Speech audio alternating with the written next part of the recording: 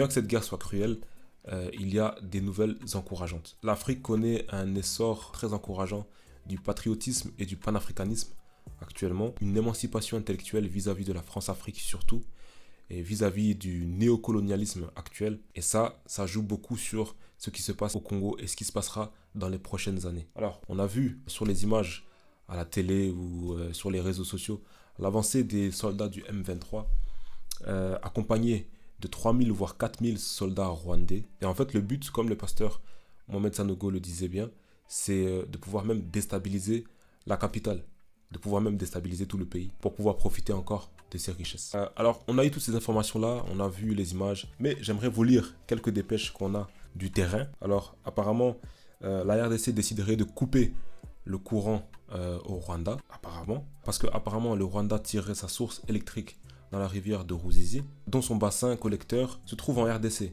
Apparemment, l'aéroport de Kigali serait aussi fermé et tous les vols à cette destination seraient annulés. Il y a plusieurs faux comptes qui sont détenus par les Rwandais pour une désinformation de ce qui se passe actuellement sur la RDC ont été démasqués. En ce moment même, il y a plusieurs manifestations qui se déroulent dans la plupart des grandes villes au Congo qui visent à s'attaquer à toutes les formes d'intérêts occidentaux en RDC. Donc les ambassades, les intérêts économiques, financiers. Je pense que la population comprend ce qui se passe réellement.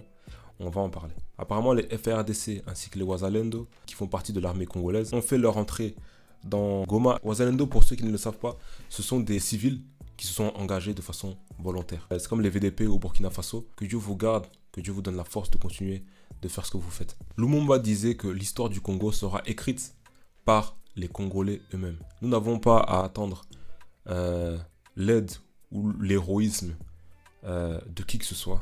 Nous n'avons pas à attendre un héros. Nous n'avons pas à attendre des personnes qui viendraient sauver le Congo RDC ou l'Afrique. Le peuple congolais s'en chargera.